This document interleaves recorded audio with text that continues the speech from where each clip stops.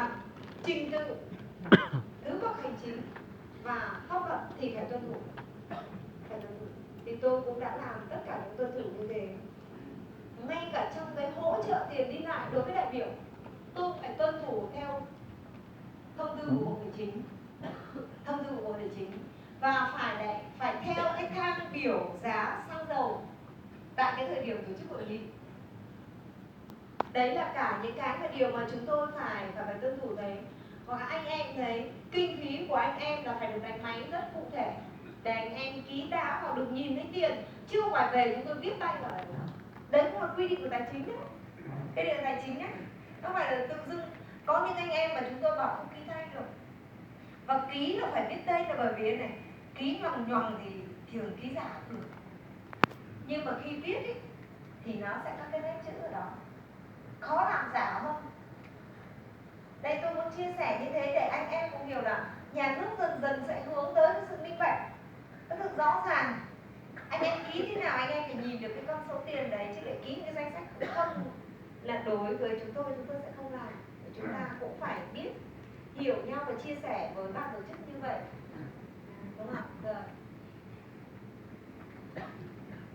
Còn rất nhiều các luật khác chúng ta chú ý vậy. Tất nhiên khi đến đây anh em phải ít nhất là phải tuân thủ luật giao thông rồi.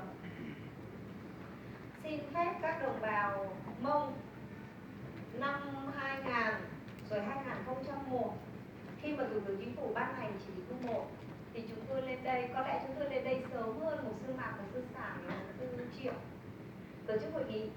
Có một cái câu chuyện rất vui như thế này, và chúng tôi cứ kể cho nhau mãi, có nghĩa là chúng tôi chưa đủ cái va chạm vào thực tiễn cuộc sống, cho nên chúng tôi chưa được khoảng được.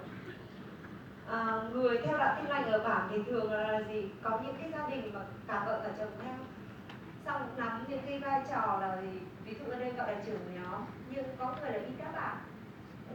Bây giờ là thuộc cái thành phần triệu tập của ban Thường Chính phủ đi hội nghị như thế này, nhưng đi như thế thì không ai trông con cả, thì phải tìm con đi. Lúc đó thì làm gì khách sạn Mường Thanh đã xây, không có, nó khó khăn lắm, điều kiện khó khăn lắm. Ủy ban nhân dân tỉnh phải cho tôi mượn hội trưởng Ủy ban nhân dân tỉnh để có thể đưa đại biểu vào được. Thế ăn thì chúng tôi không tổ chức được, chúng tôi phát tiền ăn. Phát tiền ăn thì mọi thứ cứ từng bữa một phát tiền ăn cho mọi người, thì mọi người tự túc. Thôi thì cũng được, người Lai Châu thì sẽ biết ăn ở đâu. Nhưng đến khi phát tiền cho đôi vợ chồng này, những bảo bài phát vẫn chưa đủ. Bảo không, danh sách có 2 người đi, bảo không, nhưng con tao nó cũng phải đi học. Rõ ràng tao phải mang con lên lớp này, và con tao cũng đi ăn, cho nên vẫn phải có một suất nữa cho con tao ăn, vì ở nhà đi học rồi, ở nhà không làm được gì cả. Cái đấy không có sai nha, cái đấy không có sai. Tư duy nó rất là mạch lạc và nó rất cụ thể vậy. Trình bày nó cũng rõ ràng vậy. Còn lại gì? Tham gia giao thông. Ngày xưa khó nhỉ? Nếu đi ở đây thì phải có cái giấy mời của ban Chính phủ chắc mới đi được. Nhất là các tỉnh đi qua nhau, người theo đạo Tin Lành thì chưa đi được. Bây giờ thoải mái rồi phải không? Đấy chính là kết quả của thực hiện chính sách tôn giáo đấy. Nói gì thì nói, ở đây anh chị em sẽ phản ánh lại là vẫn còn vài cái chỗ khó khăn, nhưng nếu mà nhìn lại sự thay đổi là thực sự nhảy vọt vào ngoạn mục.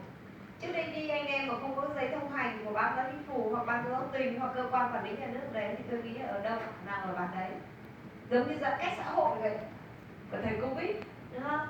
Và rồi không bắt bớ đánh đập gì nhiều đâu, nhưng mà khó đi đấy.